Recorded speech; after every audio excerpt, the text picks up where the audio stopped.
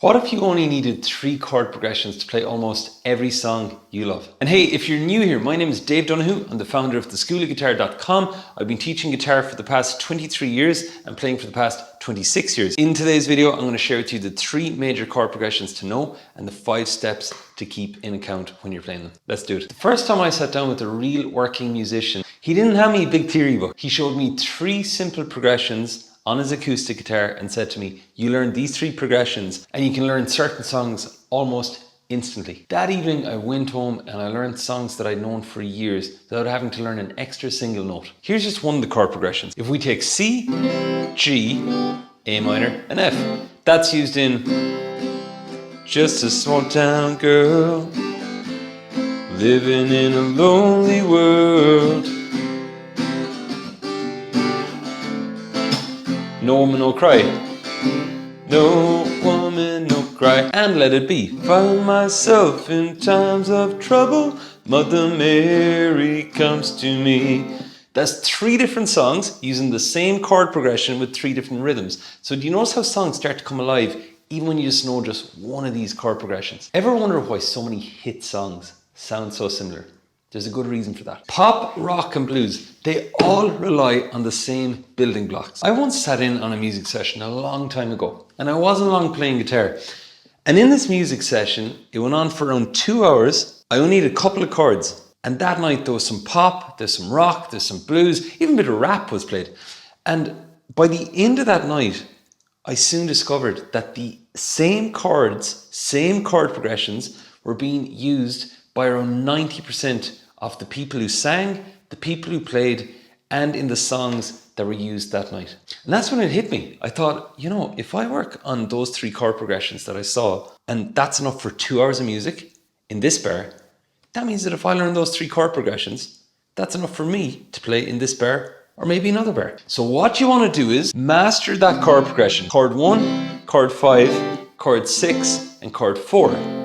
But be sure you practice in different keys, because putting a capo on up here, the frets are smaller. So you got to play it in different locations at different tempos using different rhythms. So you begin to expand out into more and more songs. And by the way, here's a little pro tip. Try swapping in a different chord every so often and you're going to hear how it just kind of stands out, and that sort of familiar, similar sound that came from these 4 chords. If you hear something different, you know it's not meant to be there. But what if you've been playing guitar for quite a while? Can these chord progressions still level you up? You don't need fancy chords to get results. You just need the right ones in the right order. I once got so stuck with songwriter's block that I stopped writing songs because I was fascinated on the whole thing about, oh, I need to come up with something original, an original chord progression, make up my own chord shape, make it sound so different. I was convinced I needed harder chords. Then I realized that some of the world's biggest songs used those plain old 4 chords.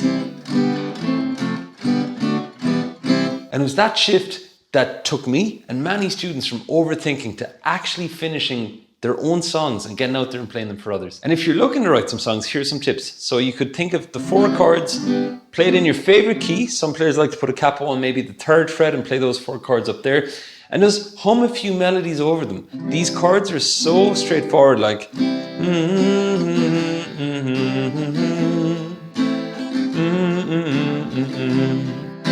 they're so nice in the ear that it makes it easier to actually hum your own melodies to write your own songs with them. And a tune can almost come together on its own. And if you're still wondering, do I know these chord progressions? Let's double check how familiar they actually are. Even if you've heard the names before, you've definitely heard these sounds. Think about Let It Be.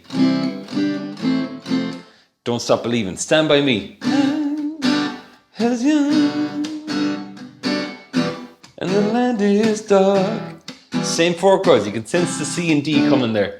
All these huge successful songs use the same progressions that we've talked about. Funny thing is, I only realized much later that I'd grown up hearing these shapes everywhere on the radio or online, and so have you. And here are 3 tips for implementing these in songs that you want to learn. Step 1, go on Ultimate Guitar. Look up a song, a famous song, look at the first verse and look at the chorus and check for these 4 chords in them. You're checking for C, G, A minor, F, you're checking for G, D, E minor, C, and start to match up the chord changes so you can start to build your very own list of well-known songs that when you've put work into these chord progressions that you can suddenly go, wait, I'm so close to finishing that song. And you want to keep a really keen eye on spotting the similarities, because the muscle memory in your hand will often move faster than your mind will.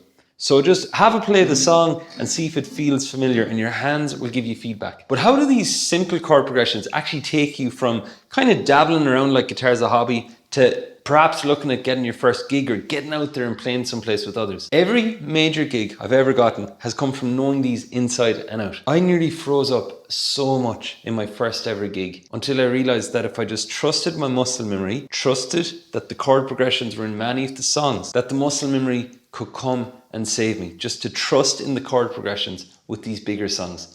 And as years went on, I went on to record in recording studios. I played bigger gigs on national stages, at festivals, and played in many bars for many types of occasions. And these are the chords that usually kept coming back to. So the 3 steps here are: 1, learn these 3 progressions. And the third progression is D, A, B minor, and G. Learn to play them at fast tempos, because some songs might go. Step 2 is start going online, start making your list of songs that use these 3 famous progressions, and use a variation of tempos, of genres, and of rhythms. So even though you're playing the same progressions, you're playing them faster, you're playing them slower, you can be playing reggae,